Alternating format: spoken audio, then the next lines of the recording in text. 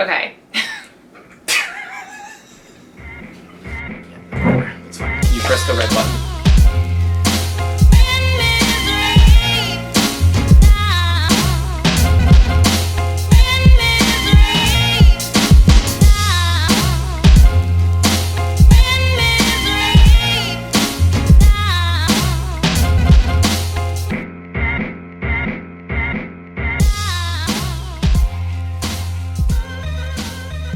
Hey guys, welcome to 1010 Talk.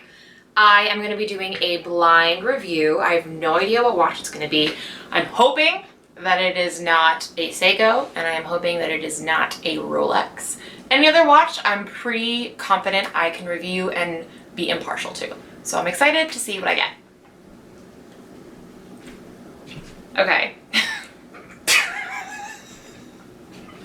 What I have in front of me is a Sinn 2 ends.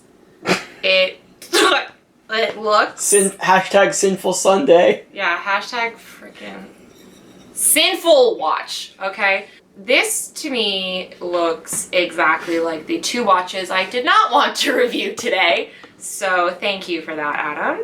This is an automatic with a K, made in Germany. It's actually a pilot's watch. I thought pilot's watches would be huge.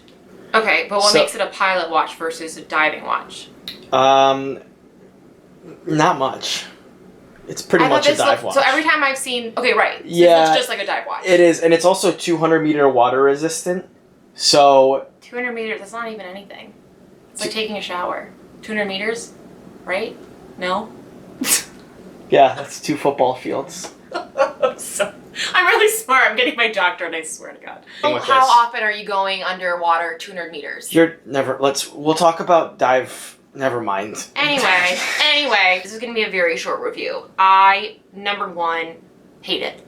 I think the name's stupid, and I think that the bezel is misleading because I thought it was a dive. Try spinning it. Oh. It goes both ways. That changes things, right? Firstly, okay, I think it's really important when a watch has a good little bezel turner thing, but do you guys even really use it? I think it's just for looks. So I use it, actually. Oh, really? I don't know. Whenever I time something, I usually just use my phone, like most people in 2018. Oh, it has a glass case back. I really do enjoy a watch that has a glass case back or a see-through case back, just because I think it's really interesting to watch the movements. I don't understand what any of it is and what it's doing, but I think it's very cool that it's there and visible. But all in all... Rated out of 10. Out of 10. Give this bad boy a 1. I honestly would throw it in the trash. I probably wouldn't even donate it to Goodwill. I don't know what I would do with this. But now I feel really confident that I will have to throw it very, very far and deep into the ocean for it to... It's not mine. Oh. We're borrowing this. Oh, then we're very happy with it and we're glad to return it to its owner. Alright guys, so as you can tell, I still was not a fan of this watch at all. This is the first time I've actually ever seen a Sinn 104 in person. Shout out to Chris. I'm going to link his YouTube channel down below in the description. Check him out. He does a lot of great reviews. Thank you, Chris, so much for lending this in for me to borrow. Like I said, this is the first time I've ever seen a 104 in the flesh. I saw it briefly at Watch Buys, but this is the first time I've ever been able to handle it. I've had a couple Sinn chronographs and the U1 in my possession twice at this point. There are a lot of YouTubers that will hype up this Sinn 104, and I think justifiably so. It is the perfect everyday watch. Just to give you guys a couple specs to show how perfect it is 41 millimeters, which is pretty much perfect on anyone's wrist.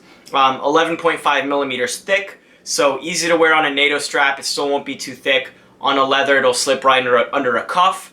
It has the magical 20 millimeter lug width.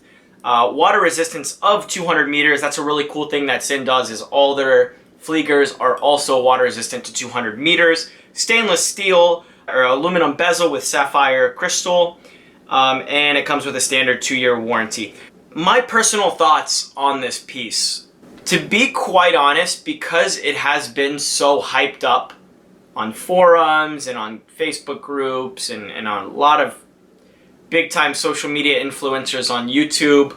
I was a little bit underwhelmed with the watch. Casework is really great. The angular lugs, bevels on the lugs look great. I think this watch would look really, really great with a ceramic bezel. Very much a modern watch, which makes it a little bit sterile as well. So I think having a ceramic bezel would sort of bring that modern flavor to the watch a little bit. One thing that I do love is the minute track around the dial. You can see the individual hour indices, but you can also see the minute indices, and then within the minute indices there are quarter of a second marks as well. So it sort of gives this almost like radial style finish to the outer chapter ring, which looks really cool. Not a huge fan of the date complication. I think a date would be great. I do believe that this watch uses a Sellita SW200 movement in it.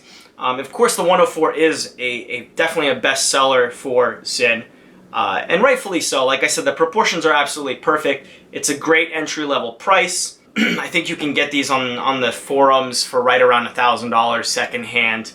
Anyway, guys, overall, Sinn, I think this is the perfect sort of this could be a great one watch contender if you have just like one sports watch and maybe one dress watch. But for someone like me who's a little bit more of a collector, I would prefer a Sinn that's a little bit quirkier, sort of like the U1. I'm a huge fan of the Sinn U1. Overall, it's a great watch.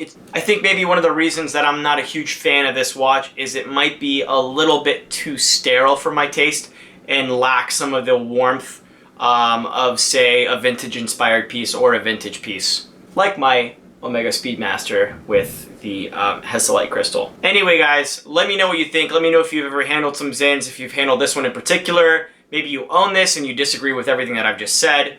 As always, follow me, 1010_Tock on Instagram. Subscribe, and I will catch you guys in the next video.